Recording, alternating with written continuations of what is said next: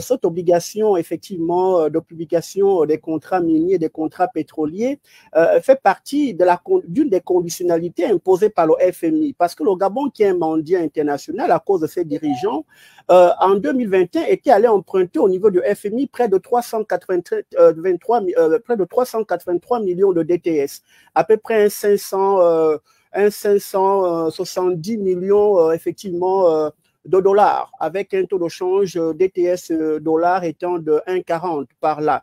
Donc, dans la conditionnalité, on a imposé effectivement la publication des contrats miniers parce que les revenus pétroliers miniers doivent contribuer à la triple efficacité recherchée dans le capital d'emprunt, puisque la dette est un capital d'emprunt. Un capital sont des ressources extérieures comparativement à celles intérieures. Donc, on voulait savoir au fond, où vont les ressources pétrolières minières? Et donc, on voulait, parce que le FMI qui tient à ce que vous remboursiez l'argent qu'il vous prête, le FMI voulait savoir à quoi les revenus du pétrole, les revenus des mines servent.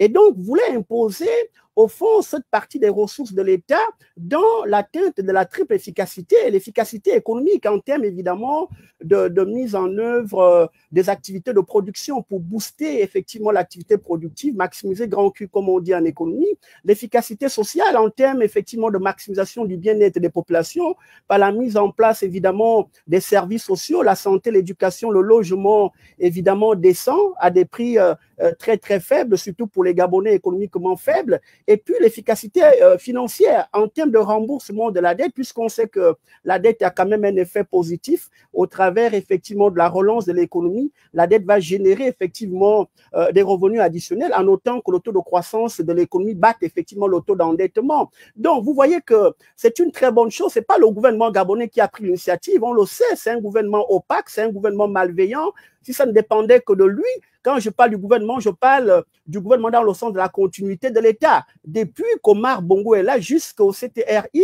c'est un gouvernement qui a toujours géré dans l'opacité pour mieux piller justement les revenus du pétrole. Regardez récemment, ils ont été à Paris, ils ont cédé des contrats à la France sans effectivement appel d'offres, sans concurrence là-dessus. Vous voyez? Donc